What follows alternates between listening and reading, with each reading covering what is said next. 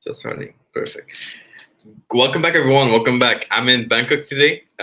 We are starting a little bit late. Sorry for the delay, but I'm sitting down with someone really special. Mandi, how's it going? Welcome back. It's been a Thank while. you. Thank you so much, Etienne. I had 3 weeks of R&R, and I'm fresh. I'm not sure how long it's going to last with those crazy markets, but hey, Love this. Awesome. So, for people not knowing you now that maybe did not come to our event in the past, we've done a lot of live videos on YouTube. But tell people who you are, what you do, and just a bit of background, so they kind of know what to expect. Okay. Well, my specialty in trading in the trading education field is the mindset of trading. So the psychology behind how to become successful as a trader, or really what are the what are the oh god, I forgot the word. I'm so out of practice, Etienne. I'm still in the R&R groove. You know what? I just was out for a run by the beach, and judging by the amount of fat people running, including myself, a lot of us have those crazy New Year's resolutions of wanting to lose weight. And I thought about it. Living in Australia has a lot of disadvantages when it comes to trading. Like the times are crazy, right? Have to stay up late at night to look at the US markets, which are so important at the moment, and it really takes a toll on my health. But on the other hand, when we start with New Year's resolutions, living in a country where New Year's is warm, we can go out and be active and follow through immediately. I think we have a head start. And it shows, how important not only the talents and the thinking patterns are, but also the context of where you are when you want to become successful.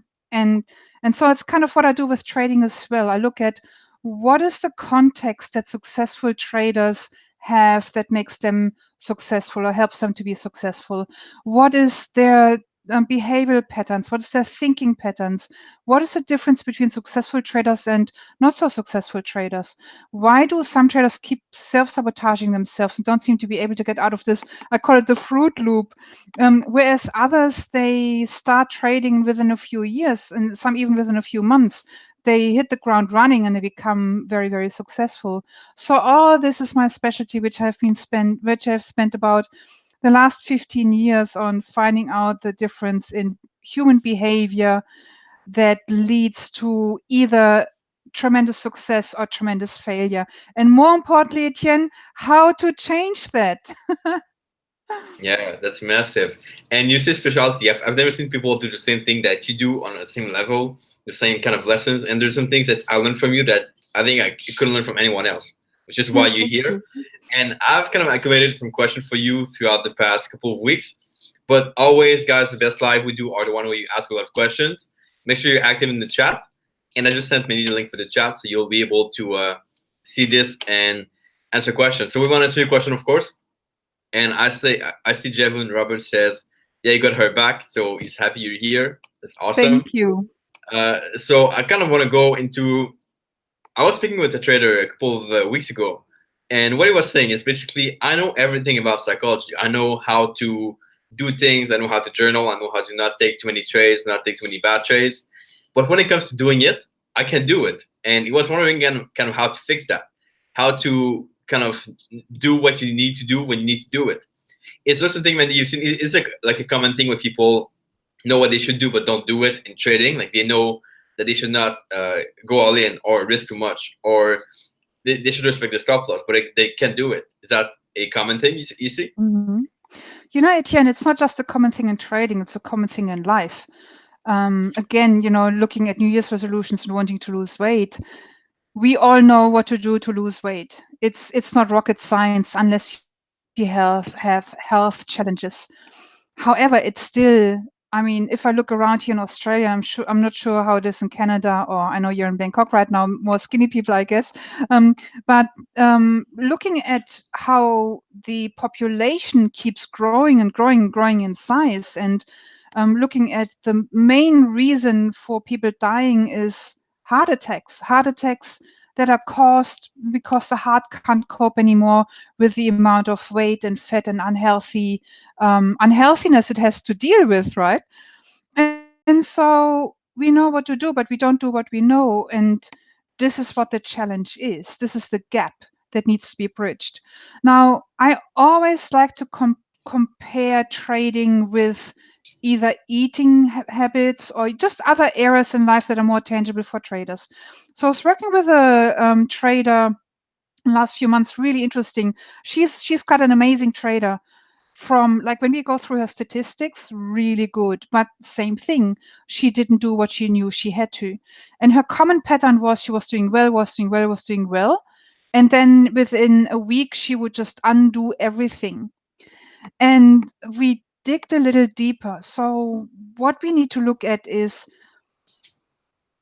when we have a certain behavior in life, may it be what we call resourceful, so something that is healthy, good for you, good for your environment, good for the world, or unresourceful, which is pretty much self-destructive, not just for yourself, but for your family and for everyone else. A certain need is being met. When we find out what is that need that is being met. So in this case, with this woman that I was working with, her pattern in trading resembled exactly the pattern that her mother had when it came to losing weight. So interesting. And one very interesting pattern was her mom, and this was an unconscious thing, right? So she went out with her mom for lunch, and they had a really healthy lunch, just a salad in an organic restaurant that's really popular at the moment here. And then afterwards, she walked past an ice cream bar, and it's summer, right? 40 degrees. And she had like 3 balls of ice cream. And while she was eating her ice cream, she was saying, I need to get this book, this new book from Weight Watchers. It's apparently really good. And just think about it. And this again was unconscious for the mother, and there's no blame. But this is what traders do. Traders do well. Then they start not following their system, or they don't even have a system. And then they talk about, I need to buy this new book on trading psychology. What that means is, so in this case of the mother, and it's so much easier to see it with other people and also to see it in the context of another environment. What it was with the mother is that she knew that eating the ice cream was not the smartest thing to do because she has diabetes and she needs to lose weight, right? She's going to die. And dying of diabetes is not a funny thing. It's horrendous. And so in order to placate her bad conscience and her guilt and also her shame, she was talking differently to what she was acting. And so we looked at my trader, and she was doing the same. The actions she took were not congruent with the conversations she had. So the mother was talking about, she hadn't seen her mother in a while. So the mother was always telling her how healthy she is. She eats all those salads and she's doing exercise. And yes, she did, but she did not tell her about all the chocolates that she ate and all the wine that she drank as well. So a lot of alcohol. And that's why she couldn't lose weight. Now we need to look at, why did the mother have the need to eat chocolate and drink wine and undo all the good things that she did? So on one hand, standing on the brakes, on the other hand, on the accelerator. Or I should say foot, right? Yeah. Unless you're driving with a Triptronic, like on the AMG. So different story, right? But the question is, so, and now I'm doing making assumptions because I wasn't working with a mother, only with a daughter.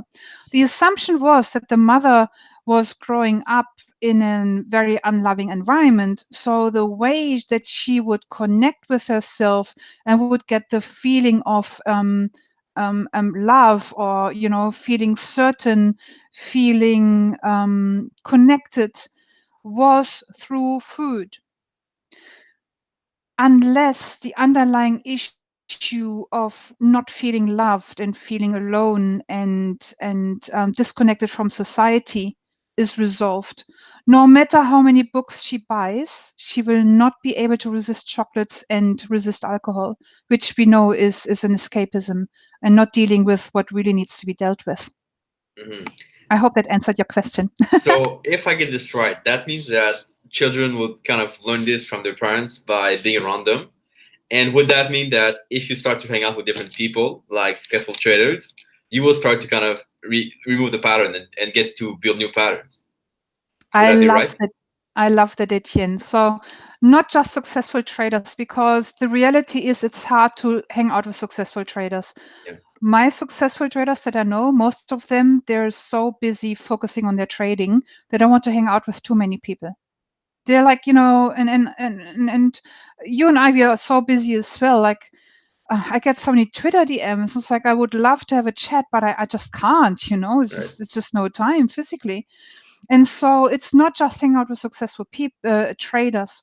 Look where the athletes are. Start reading. So um, instead of reading a lovely home magazine, read how to be a fitness freak. So indoctrinate your mind with all those images that are success and high performance. And Linda Rushke, interestingly enough, she just released her new book, Trading Sardines. Like, guys, you guys, you got to read it. I know it's a little bit on the pricey side, but it's so worth it. And I had to laugh. Sorry, I'm just digressing here. I had to laugh because someone was saying he didn't want to pay the $20 in delivery fee to India. It's actually $30 to Australia. But you know what? Traders lose like hundreds of dollars in 5 minutes, and then they're too stingy to pay $30 for something that could save them $1,000. Really interesting thinking pattern, huh? And Yeah. so it's not judgmental. It's just I look at how does he think that he says, "Oh, I don't want to pay the $20 in delivery." Really, like I'm sure as a trader, we lose $20 in 5 seconds. Like I have definitely, right, and much more. So it's about the thinking pattern that we have in other areas of life that will be mirrored in trading that will work against us. And so when we recognize it in those areas, and I would love, it's not my place, but I would love to send him a message and say, do you have the same thinking pattern in your trading? Because this is what's going to undo your trading. Because it's not smart thinking. It's not um, prudent financial decision making. You spend $20 and you can save $1,000 because you can change your behavioral patterns. Anyhow, I forgot your question. No, that's right, Linda. So what Linda did at the age in her late 40s, she decided to join a bodybuilding competition. Weird, right? Why would you do that? And the way she kept herself motivated was she had like photos of bodybuilders everywhere. She sat in her bathroom, in the shower, everywhere. And she would only read magazines about nutrition. So completely immerse herself in that field. Etienne, do you think that had an impact on her trading behavior? Yeah, definitely, for sure. Yeah. So it's not only hanging out with successful traders, it is creating an environment of success around you in any area. And it's not just financial success, it's health success. I hang out with people who are extremely healthy. It's one of my weaknesses, right? That I want to work and deal with. I hang out with people who are extremely amazing at accounting, for example. And they don't need to be extremely healthy or great traders, but they're good at that area in their lives. And so I surround myself with this kind of people. Do not like to surround myself with people who are not successful in any area. So I don't judge which area they are successful in, but it has to be some area or one area at least. Yeah, because the things you do and the habits you have are pretty much the same no matter what you do. So it's just a matter of like doing those, and then you can learn a lot. Exactly. And this is the thing, it's behavioral patterns that lead to the results. So if I hang out with a health nut who has financial challenges, I don't mind because number one, I can maybe teach them some financial intelligence. And number two, um, there is only so much time in the day. And they might have spent their whole life in finding out how to be healthy and fit and toned and at the peak performance and keep their body at peak performance, but they don't know much about mathematics and financial literature. Financial literacy and financial numeracy. Yeah? And that's why this is not financial success is not necessarily a benchmark for me. Yeah. It is certainly an area where they can grow in as well, though. And I think on the opposite side of that, you cannot take advice from someone that doesn't really succeed in the area you want to succeed in. Like, don't take advice from your family telling you not to trade if you want to trade, because they won't know about it. So, and I think that's Yeah. something people get into a lot. They get influenced by people around them, and it's not just serving them at all. Exactly, especially family, because what family does is they're projecting their fears onto us, right? And I battle the same with my family, and I love them dearly. But man, when you look at a mother, most mothers' need is to feel needed. And so what they unconsciously create is a drama around their usually second or third born, so that the mother then can jump into action and be needed. Does it make sense? It's very unconscious. But when a mother does that, she creates the experience of helplessness and not being capable in their child. This child now wants to break free. And if I talk child, it can be a 30, 40, 50-year-old, 70-year-old adult, right? Is not age restricted. That child now wants to get into trading, where in trading you need to be an adult, you need to be functional, you need to be someone who takes full responsibility. And then you battle this thing against your family because you have to be someone else in your trading. And this is a tremendous inner conflict that a trader experiences. So how does that look like? This child trader has been indoctrinated that they're helpless, that they're maybe a black sheep of the family. Then they have to cut a losing trade. But because they have helplessness and being a black sheep in the family driving them unconsciously, they feel they cannot press that mouse button. So if you want to learn how to be disciplined and you are not, and letting your losing trades run, I invite you to look at how much do you experience helplessness in your life, in other areas of your life. Are you on top of everything? Do you feel when someone attacks you that you can set your boundaries? Do you set your boundaries when people ask unreasonable requests from you? Do you set your boundaries when someone wastes your time? Do you set your boundaries when someone lets you down? Because that takes strength, right? This is uncomfortable because we might lose people that we love when we set boundaries. If we can do that, we will be able to set boundaries in our trading and take our losses. Someone who has experienced helplessness and hopelessness and being incapable feel that they're dependent on other people. And that's why they can't set their boundaries, because they're so afraid of being abandoned. I'm extremely generalizing here, Etienne, you know that. But I mean, we have to start somewhere just to give some insights into what is going on behind this pesky behavior of letting your losing trades run. Yeah, very interesting. And as someone said in the chat, very deep also. Now, I kind of want to go back on that part where you said taking responsibility. What does that intake exactly? What does that mean for a trader in general? Mhm. The common misconception is that taking responsibility is accepting accepting that it's their fault, like mea culpa. It's completely not the point. Everything is our own fault, everything. I have been in relationships that went extremely bad. The signs were there. I didn't see the signs. That part was my responsibility because I did not want to see the signs. I was giving that relationship more hope than it deserved, right?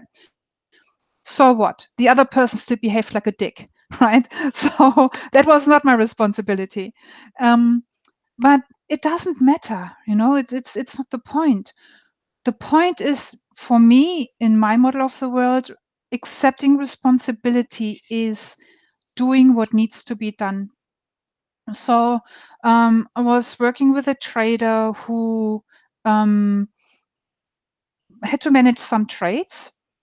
Friday evening, so Jewish family, they do their Shabbat on Friday evenings, and they're here in Australia. So Friday evenings, when the DEX is open, he had open DEX positions. He felt torn between being at Shabbat with his family and taking care of the DEX trade that he needed to manage. He decided to have dinner and not take care of the trade, and then he blew out. So that was last Friday night. So he was short, and the DEX just went bananas, right? And so his account went banana mesh. And that is what I call taking responsibility, to do what needs to be done, even if it's uncomfortable, even if it will cause maybe a discussion with the family, because the Shabbat is so important in the Jewish families, and so his fear was that he would get resistance and conflict, and he didn't want that. So he was taking the easy way, seemingly, but then in the end it wasn't the easy way, because now he has to deal with explaining why he lost so much money. And then, of course, Saturday morning I get the cry for help, and it's too late. So the beans are already spilled. So taking responsibility is doing what needs to be done in that moment, no matter what, and then choosing what is having a bigger impact. What is the consequence of me not going to dinner with my family? Conflict, yeah. What's the consequence of me not taking care of my DEX trade? Well, losing, and he lost a lot of money, not just a few $1,000s. That is responsibility. Another example is responsibility. So there's several definitions of responsibility, or several forms of responsibility. Responsibility is also doing whatever it takes in order to prevent something. So again, I want to take care of my health because I want to prevent getting sick. I don't want to have diabetes. I don't want to have my hormones stop working because I had cortisol. I forgot what it's called. But when you have too much cortisol in your system, then the whole hormone balance gets out of whack. And like for everyone, not just women, like men as well. And so you need to deal with your stress, because the impact it has on your Nebennieren. I don't know how to say Nebennieren in English. It's like baby kidneys. Is tremendous, and it really impacts your whole body. So I manage my stress in advance. Taking responsibility is going through your trading statistics, and I do that every day. I look at how many trades did I take today, and I write that in my diary. How many losers did I have? How many winners did I have? How much dollars did I lose? How much dollars did I make? And now I look at the percentage. And if the percentage of losing trades was much higher, so to give you an example, if I had made a $900 profit and lost $500 and had come out with a $400 profit, sounds good, right? But to lose $500, which is half of the profits, more than half of the profits, that shows me that this is not prudent trading. So I use this example because that was something I was working with a trader on last Monday. He had $900 profits and then $500 losses. And even though he came out with a profit, not prudent trading, something is out of whack here.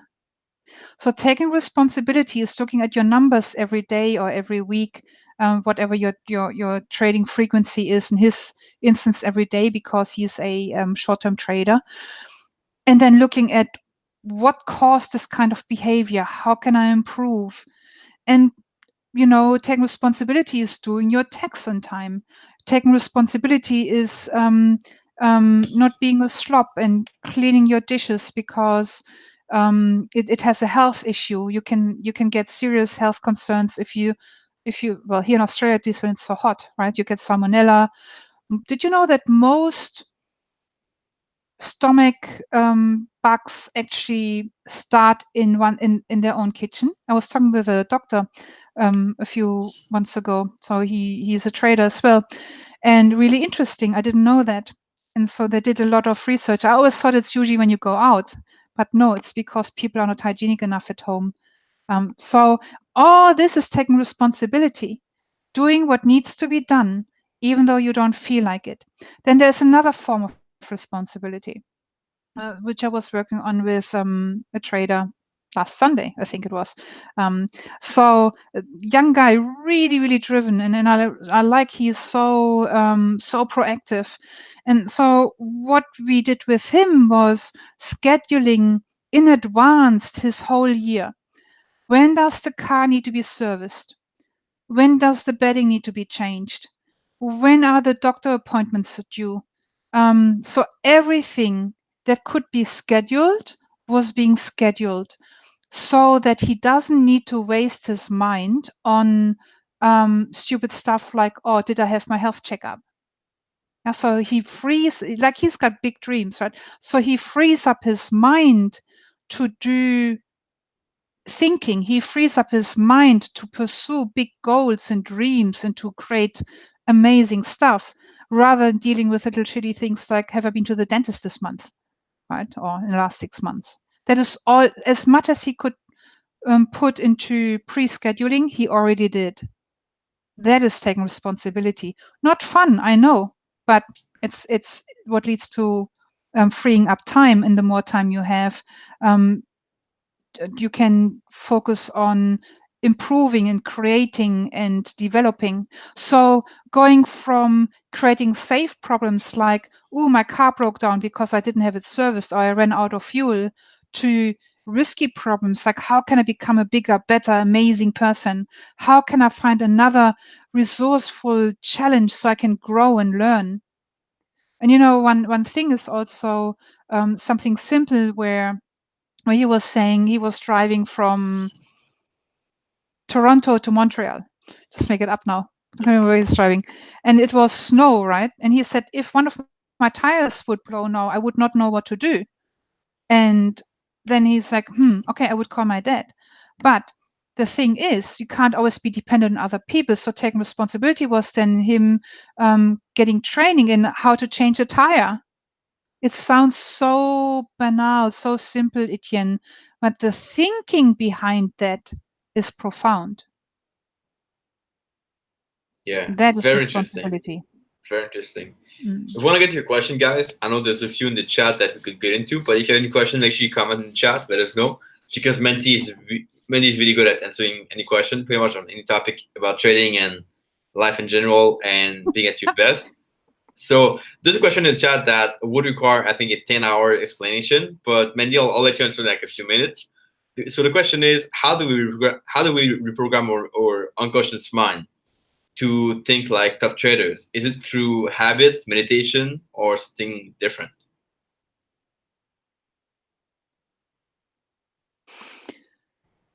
Okay, so it's kind of like what I said before. It doesn't matter. So meditation, habits, and all that helps, right? But if you have not figured out what the unconscious driver of your behavior is, it doesn't matter how much meditation you do, how many books you read, how many webinars and video programs you go through, you will not be able to profoundly change and repattern your thinking. Yeah. So that was pretty much an answer to Etienne's initial question to the guy who said, I have been reading everything and still, I'm not doing what needs to be done, because we don't know what the driving force for this behavior is. That is what needs to be solved.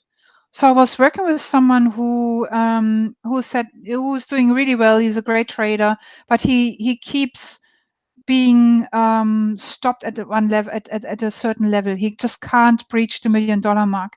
And what we found out is that he actually had a significant event where it was out of his control, and something happened and he lost everything. And that had such a profound impact on him that he actually had depression. And so underlying was what was running him was the what's the point anyway, because I can lose it. And no matter how much meditation and reprogramming I would have done with him, and I call it, that's the thorn in your paw why you can't run. So there's this fairy tale, I can't remember where it was from, of the lion who has a thorn in the paw, and that's why he can't run. And they try everything to make him run, but he can't because his paw hurts so much. And then, of course, one little kid comes and gets the thorn out, and then the lion runs again. But so we need to find out what's the thorn in your paw that needs to be taken out. And only then we can start working on the changing behavior, like meditation and so on. Meditation and mindfulness is important because it helps you to be so present in the moment that you have self-awareness of your behavioral patterns. So meditation and mindfulness is important so that you feel the feeling of superhero creeping up that is usually preceding you taking a stupid trade. Meditation, mindfulness is important so that you're present enough to have the self-awareness to feel the feeling of um,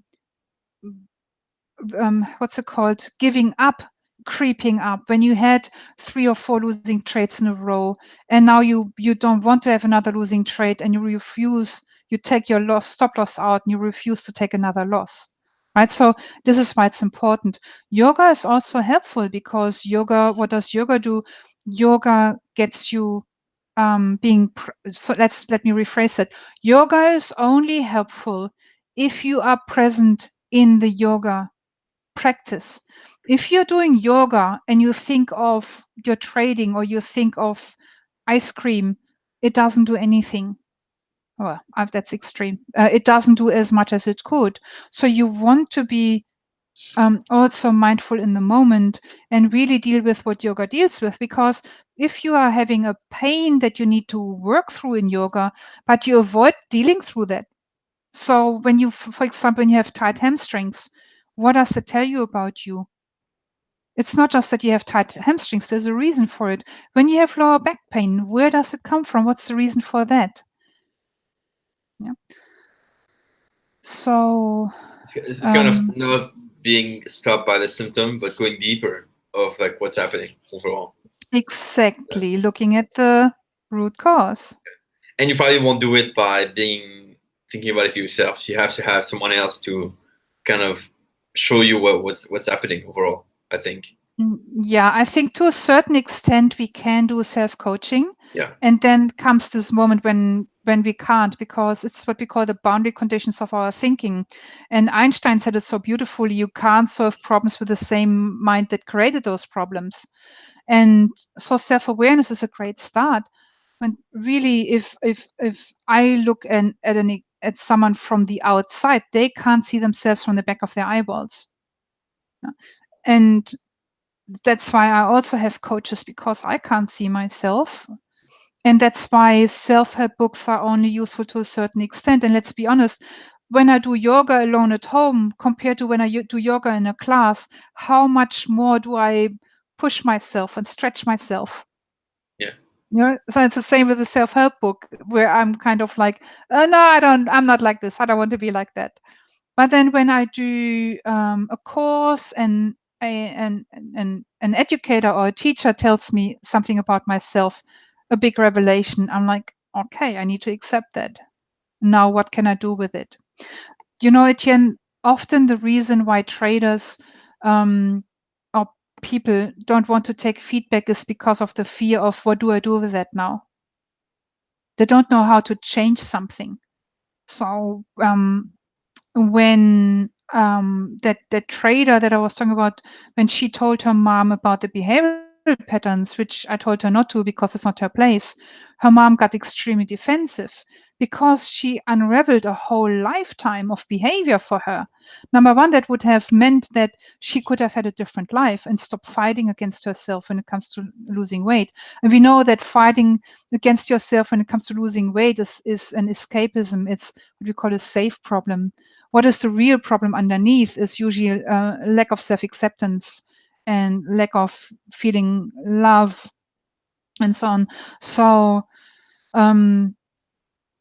you know, her mother would have not known what to do with that information. And that's why the resentment came then in and the pushing back. It's like, no, I'm not like this. Now, so we also have to give solutions and not just confront people with, this is what you're like. I have that all the time in trading, where traders are so afraid to contact me and to have a coaching session with me for what I might discover about them, what I might tell them, what they don't want to hear. But when they realize that with that comes also a solution that they can get out of their self-imposed cage, that's when the big relief comes. That's the difference. Yeah, that's the point I didn't really think about. That's really interesting. So there's a question here by Sun Chun, who asked, what would be the first mental challenge from being employed to going full-time trading?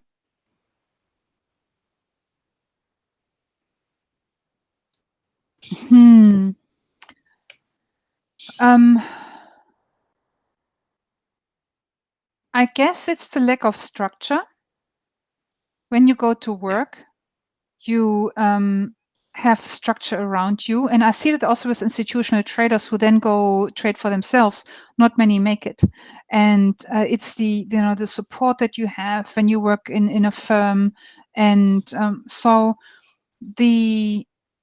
you don't know what you're made of. You haven't figured out what you're made of as yet, because you had external restrictions put on you and external demands that you had to follow. Like, you have to be at work at a certain time, otherwise you get sacked. So you do it because they tell you to do it. And then when you have that taken away, then you really know if you're disciplined or if you're not disciplined. When you suddenly don't have the external structure anymore. Yeah, suddenly you are not on time for the markets.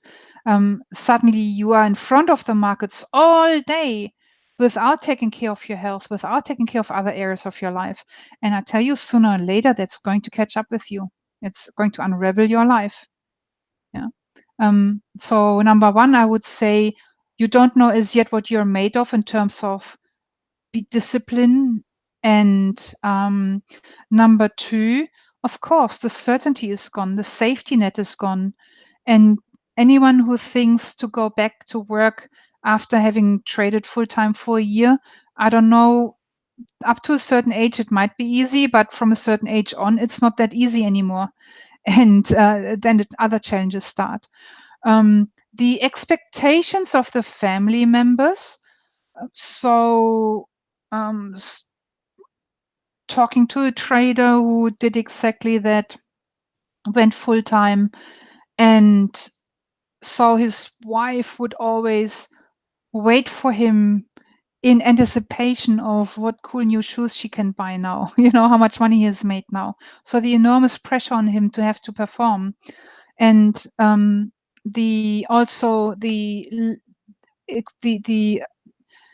she kind of expected, because he was trading from home, that he would be more involved in the family life, and not accepting that he still has a 9-to-5 job, kind of, right? That he still has to put in the same amount of time, even though he is at home. And so she would go into his trading room at, I don't know, 8 o'clock in the evening when he was trading the DAX, and would say, well, well, you're not coming for dinner. I thought now we are going to have dinner together. He's like, I need to trade. Look at the market. So this could be something that could be a challenge as well. Having family members not understanding the requirements. It's so context dependent, so individual. Yeah. But I think these are the three main. What are your experiences? What do you reckon, Etienne? So you're talking about structure and relationship. I think the other one I would add to that is kind of overall direction of like what what should you do? What should you work on? What exactly, like, what path should you take? People have a hard time with this. And even for me, at first I was like, well, I could trade, but then what do I work on? Like in my free time, should I do this or that? Because there's no one to tell you what to do exactly. You could talk to a mentor or a coach. They could help you out, figure out where to go, what to work on. But you kind of always have this doubt of, am I doing the right thing now or not? And that can be tough at first, I think. Yeah, really good point. Knowing what to do. And I don't know about you, but I wasted so much time doing really useless stuff, Of like course. running along the beach and doing my affirmations after the Tony Robbins seminar, to Date with Destiny in UPW. And I was running along the beach and saying, I am a professional, successful options trader. Yes. I make $2,000 a week in options trading, net profit. Yes, because you have to be specific. Remember, if you're not specific, then you might create and attract the opposite. It's like all bullshit. Seriously, none of that helped me because I was so neurotic. I had so many underlying. I still am, right? I still say I'm a total nutcase, but you know, I've grown a lot since 15 years ago when I did that. It was 2002. I still remember. In 2004, I did Date with Destiny, where actually, what's the actor of Silence of the Lamb? Anthony Hopkins. Yeah, he was there. He was sitting right next, well, 2 seats next to me. I was sitting next to his hot bodyguard. But such a nice guy, Anthony Hopkins. Was a really cool guy. Like everyone, he was so welcoming to everyone who asked him for an autograph, or like he would hug people. People would come and say, "Can I have a hug?" And he's like, "Yeah," give him big hair, bear hug. Just amazing. But didn't change my trading. Mm. It would have been really interesting to see you in 2002 and compare yourself to today, where you are at now, and what you've been working on. I'm kind of curious to know, what do you think has changed from then to today? Anything specific that kind of you really changed, or Yeah, a lot has changed. So, um, one of the main challenges I had, and so now I'm going deep again, guys. Get your snorkels on. We are diving deep, diving with a white shark. Um, was that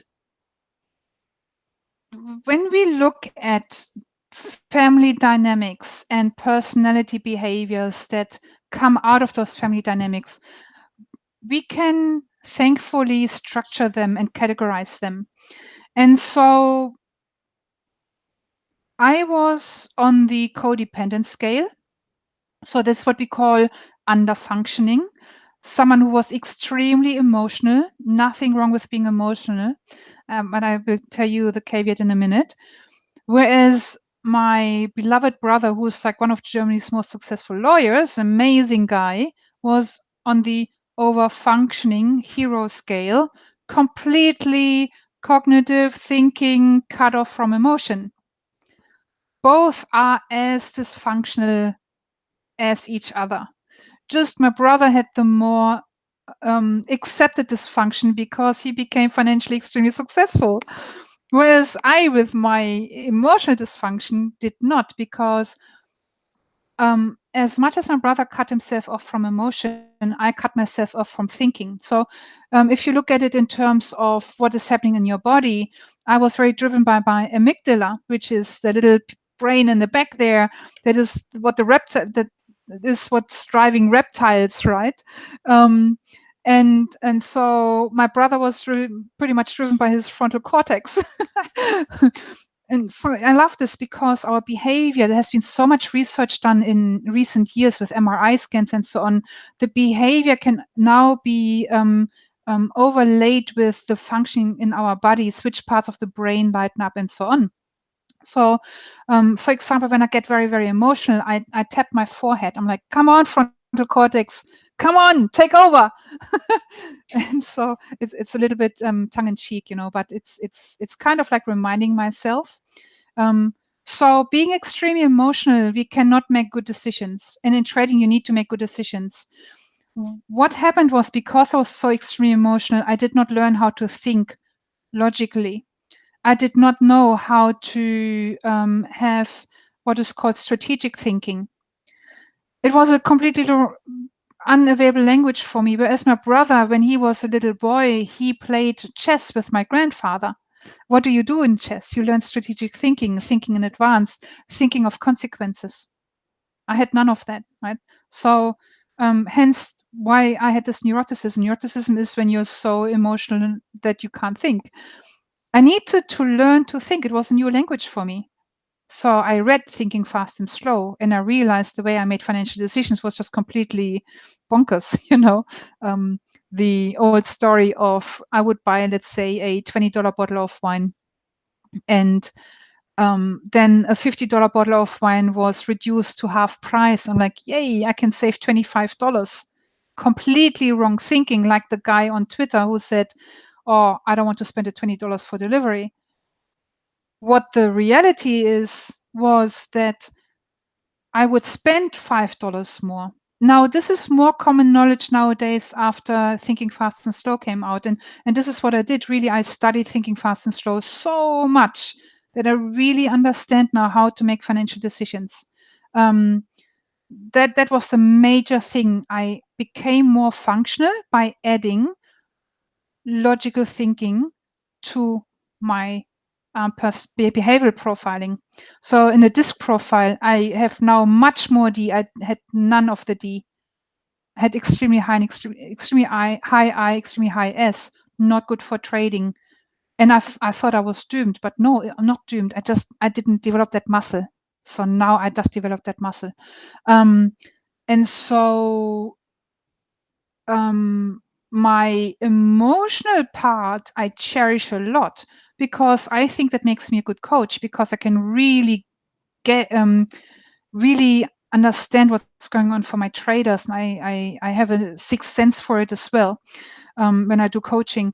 And also I have a lot of intuition for when I do when I trade. So I trade very intuitive as well, but intuitive trading on its own is also not working. So you need to have intuition with your strategy, with your keeping your statistics, with knowing mathematics, with knowing how to measure your your behavioral patterns. What are your benchmarks, your lag measures, your leading measures? Lag measures in terms of what did I do, and how many losing trades, how many winning trades, what was the ratio of my trades, and leading patterns in terms of today I out of 10 trades, I'm only allowing myself 2 losing trades, and then see what happens then if that changes my results. Yeah. So that was really the main difference for myself, that I added logical thinking, which is kind of common sense to me nowadays, but at the time it wasn't. Mm-hmm. And I'm curious to know, who showed you that gap that you had to work on? Did you find it out yourself, or was it someone else pointing out to you, you need to work on this? Yeah. So I knew that I had to learn a lot, because my results in life, in any area of my life, weren't the way I wanted them to be. And I didn't know what it was. I look back at my journals, and frequently was the sentence there, what the fuck, sorry I said it, is wrong with me? If I can only find this one thing that's wrong with me, then I can make it in life. And I just didn't know what it is. And I did not think that it is strategic thinking. It was too tangible. I was more woo-woo, like I don't know. It was more like that I'm doomed. That I was having crystals and tarot cards and unicorns. All that didn't help. So it was this experience of helplessness, but all it was this codependence that I grew up with, that I was being brought up to be. So in my family, I had to be codependent so that my family could function. And when I moved out of codependency and into being my own person, it really shook up my family, but in a good way, right? So we all healed from that. And my mom was just here for 3 weeks, and we didn't fight once. Like, that means a lot. It's amazing. We had a really good time. So then in 2010, my life unraveled like big time. And I was already doing well in 2008, 2007, really, I started doing well in trading. And so 2008 and 9, I was pretty much trading full time. And then 2010, my life unraveled because of the relationship breakup. And again, interesting, so codependent that when the relationship fell apart, I fell apart.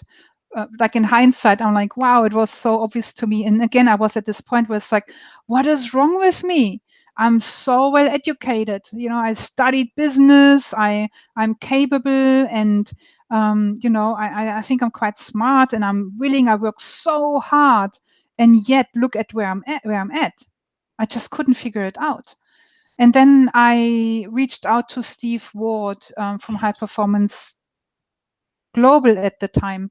And you notice that my website is High Performance Trading. It is because I adore his book and I adore him so much, where he introduced me to thinking fast and slow and to statistics. And to be frank, I was afraid of statistics. I did not look at my statistics because it was so painful. And I did the avoiding the pain thing. Like I did not want to look at my statistics. So I was doing a safe problem rather than a risky problem, right? And so he was the one who pointed that out to me, who really started teaching me about mindfulness. And by then I had already done a coaching course, NLP training. Um, had been to all the Tony Robbins seminars. I read all the books, like the guy you talked about, done all the online trainings, anything I could find, I did. Landmark, DeMartini, you call it, I've done it. And then when I met Steve, it was the simple thing of, you need to learn how to think. And if I look at Linda Rushke, right, that is also her big theme.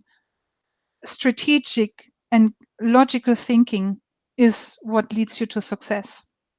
Like that's the major driver. There's a lot of other things as well, of course. It's never just one thing. It's like always many pieces of the puzzle, like a car, right?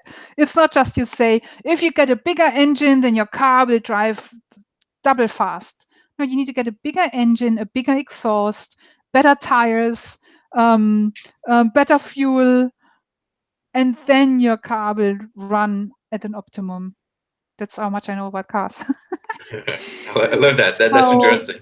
Yeah. yeah, so yeah, it was really Steve Ward, and that's why I'm eternally thankful for him.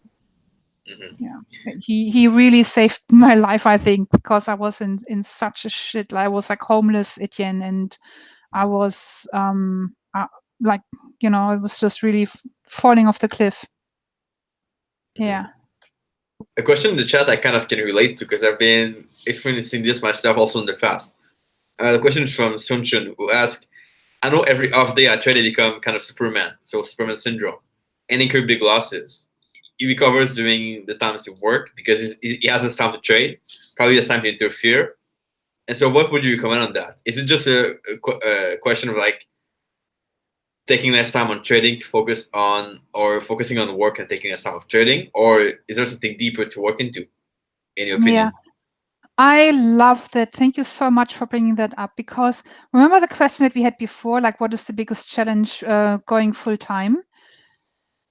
Like Sun Chonglei says it, right? Yeah. When you don't work, you don't have a structure, and then you start over trading. Now, what is your definition of over trading, which is also very interesting? And over trading so I was working with a trader, right? Amazing guy, and he had a shit year, but I know him from 10 years ago, and I know he's an amazing trader. I have so much respect for him. And so he said, I've been over trading. And I said, why do you say that? How do you know? He said, because I had so many losses. And I said, if those trades had been profits, would you still have called it over trading? He said, no. So Yeah. what is over trading, right? And the thing is, when you have to work during the day, you have a different context. Your brain is fresh. And then you go home and you start trading with a fresh trading brain, and you can only trade and focus for a certain amount of time. And you need to perform in that time. But if you trade on your day off, you most probably hang in front of the computer all day because you love it so much, right? Trading is fun. Trading feels good. That's one part. And so I'm a big fan of the Wheel of Life. And I know all that because I've been there, no, for no other reason. I have my Wheel of Life, and Etienne and I, we have done a few trainings together. So I think, Etienne, you still have our training in your academy, don't you? Oh yeah, yeah, I and think people part are of the benefiting a academy lot from now. it. People love That it, is so yeah. so good to hear. And so one big thing I do is I have my Wheel of Life. So the Wheel of Life is like a wheel, and there's 8 areas of your life. Well, I have 8. You can do as many as you want to. And one is health, finances, family and friends, career, personal development, professional development, and so on, right? So whatever piece of the puzzle you want to put your life in, or categories, I call it.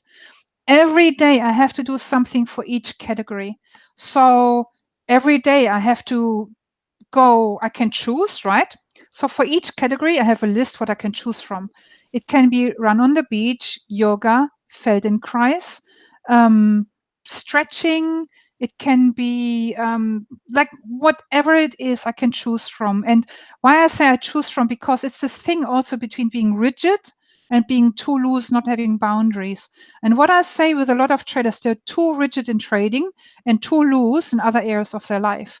It's about, again, the middle path, and also knowing when not to be rigid. So if I say I do sports every day, and I have a day when I'm particularly extremely tired because I didn't sleep all night, then I'm not going to go and do a workout because there's a danger of me injuring myself. And then I rather go and sleep 3 hours than go for a workout. Um, if I have enough time, I would go for a walk as well. But if I only have 3 hours for my time of R&R, then I need to choose what serves my body best in that very moment. And I listen to my body a lot. That goes back to being emotional and being intuitive, because that's my advantage, right? I can use it now to my advantage to become a peak performance person, rather than being driven, rather than being um, controlled by it. So, um, so I have this Wheel of Life, and every day I have to do something. And what I found, Etienne, last year, what I completely did not do that in all areas of my life, predominantly in my health. So I was focusing on personal development, professional development, building my trading business, so my coaching business, trading, and all that comes with it. But I didn't take care of myself anymore. And I found, during those last 3 weeks, I was doing a lot of thinking and talking with my coach, and I took care of everyone else, but not of myself. And I was so burnt out that I didn't even want to look at emails anymore. I didn't want to respond to any messages, and I lost my zest for it. And it's like, never again. What I do now is I come first. I have 3 hours of the 24 hours that are just mine, and they're not negotiable. And so that wasn't what I was doing last year. It's about taking care of myself. And Etienne, I heard that so many times, but I didn't get it because, again, that's the codependence thing, always wanting to take care of everyone else and wanting to get it right for everyone else, which also is not a good thing for trading.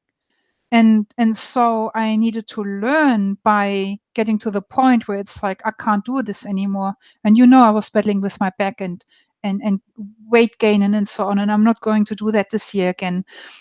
So I needed to learn what it means to love myself, to take care of myself. I didn't understand it. I heard it, I listened to it, but I didn't get it. And this is the thing. Sometimes we have to hear something 10,000 times in 3 different versions, and then one day we get it. So that's one part of answer to your question. When you trade full time, you need to make sure to do everything, to do at least one thing for every area of your wheel every day. And I plan that every morning over my morning coffee. Yeah, I plan what I do for the day.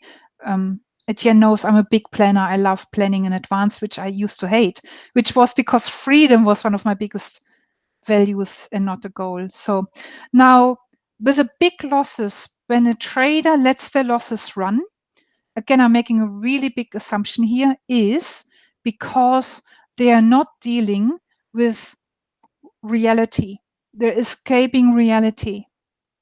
Yeah, so what I see, and I've done it so many times, Etienne, and I could whack myself for it, like, bang, what did you do, Mandi? It's like, I would, so with our MT force, we can hedge trades, like the most wicked invention, because instead of using hedging in a professional way to make money and to look at areas where market can break out either way, what you do for news trading, for example, I started using hedging to avoid taking a loss. And I can tell you, I'm not the only one. I see it over and over and over and over again with my traders who use MT4, who can hedge, or IG markets where you can hedge. This is what we call a safe problem. I deal with that later. And that rarely ends well. So when you let it run into a big loss, you're not dealing with reality of you need to cut your loss. You need to cut your loss. Which just, Tony Sycamore, whom you interviewed, he just wrote his new ebook, amazing ebook. Like when it comes out, you guys, you need to get it. He said so he was very successful trader for Goldman Sachs and prop trader, right? And so he said if they would have a drawdown of 5%, they would be called into the office. They would for a chat. If it would reach 7%, then they would not be invited for a chat anymore. They would have been shown the door. And if I look at my retail traders, how big their losses are and how they let their losses run into the abyss, none of them would have made it as a Goldman Sachs trader. So it's this external force that teaches you to behave in a certain way. And I see that with all my ex-institutional friends, because they started in an institution, they have been trained like a little dog going to puppy training. They have been trained to be good little puppies and to behave. Whereas I don't know about you, but me starting as retail traders, I didn't have that puppy training. And I had a lot of bad habits, like letting my losses run because I was not wanting to deal with reality of life. I need to take that loss. That was another big game changer for me, Etienne, where I grew up and it's like, nah, I got to deal with reality. So looking at the trader's mother, she was not dealing with reality. She had a self-image of her doing everything that she needs to do to lose weight, and yet she wasn't losing weight. And then when we looked at her from the outside, we could see all the different ways that she would sabotage her healthy eating, and so then get a new weight loss book so she can feel better about it and doesn't need to face reality. No health book, no Weight Watchers book is going to counteract a big ice cream. It's the same in trading. So you're not alone. I tell you, most traders behave like this, having big losses. Here's the reality check for you. Would Goldman Sachs take you as a trader? And your probabilities to succeed, and I'm not only talking to you, I'm talking to everyone here, are tiny. If you don't want to take your loss, then you're avoiding reality. Then you're trying to avoid what hurts.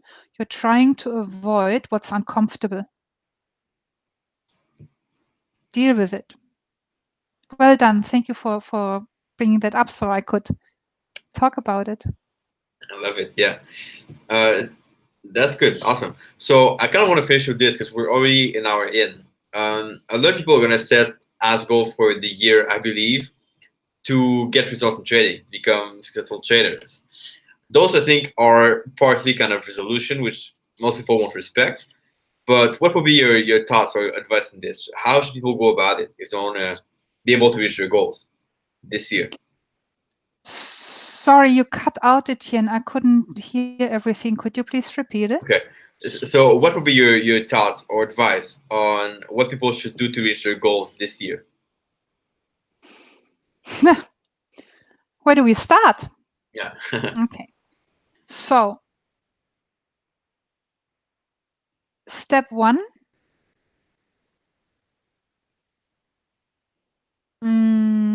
self-awareness, really important. Look at yourself and your behavioral patterns. How do you behave in other areas of your life so that you can't succeed? So, for example, when I was working in corporate, I would always run late. And that was one of the reasons why I never made it to top management. Wasn't because of my capabilities, was this one thing that I gave the impression of not being reliable. Now, so if I had known what I know now, I would have fixed that really, really quickly. I have a trader, for example, who is always early. He arrives 10 minutes before every meeting. And it's not a choice, it's an anxiety that he has. He can't run late, he hates it. Guess what he does in his trading? He enters his trades too early, his timing is out. Interesting, huh? So, self awareness is number one. Number two is I see a lot of lack of skill. And traders not willing to expand on that. So, for example, I have a trader, he loves price action trading. And I said to him, have you looked at intermarket analysis? And he says, nah, I don't want to complicate my trading. Trading has to be simple. I agree, trading has to be simple. But intermarket analysis gives you additional skill set of understanding the market. And I see that a lot of traders are very narrow-minded. And what I did is I learned and practiced and immersed myself in each different part of trading. So I studied Elliott wave, I studied chart patterns, I studied Bollinger Bands, I studied harmonics. Do I trade any of them solely? No way. But from each area, I took a piece of information that helped me to improve my trading, right? So, and keep your statistics, so important. Do that. How many trades did you take? How many losing trades? How many winning trades? What is the dollar amount? What would it take for you to decrease your losses by a little bit and by another little bit and by another little bit? And then when you have learned to decrease your losses, start looking at how can you improve your profits. And I tell you, most of the time, it's because they traders take their profits too early because they don't have a really clearly defined exit. They're too wishy-washy with their exits. And that's what where they lose out. Yeah. And then if you have a clearly defined exit strategy and you still don't let your loss profits run, then you need to look at your mindset. Really simple. It can just be either or, skill set or mindset. Yeah. So yeah, it's and take a wheel of trading and look at the different categories of your trading that you need to learn and to improve on. And I think you have so much amazing work on that already as well, Etienne. So yeah, I just saw that the ebook is from Tony Sycamore, Tech FX Traders, Ayana, techfxtraders.com, I think it is. Otherwise, Tony Sycamore on Twitter, but it's not out as yet. He hasn't put it on his website as yet. Sorry. He just, yeah, it will come out soon. Good. Awesome. So, Mandi, thank you. I Yeah. appreciate you for being here this time. Once again, it's been a pleasure. And if people have any questions for you, they can just reach out to you. I think your website might be linked below in the description. If not, what is your website again? So I've got two websites on the tradingpsychology.com.au and also the highperformancetrading.com.au. I have a few websites, but these are my two main websites. And on Twitter, of course, MPX_traders. Love that. Right there. Cool. Thank you guys. I appreciate if you have any comments. Just make sure you comment below this video and give it a like if you liked it today. We'll catch you back here pretty soon. All right. Ciao.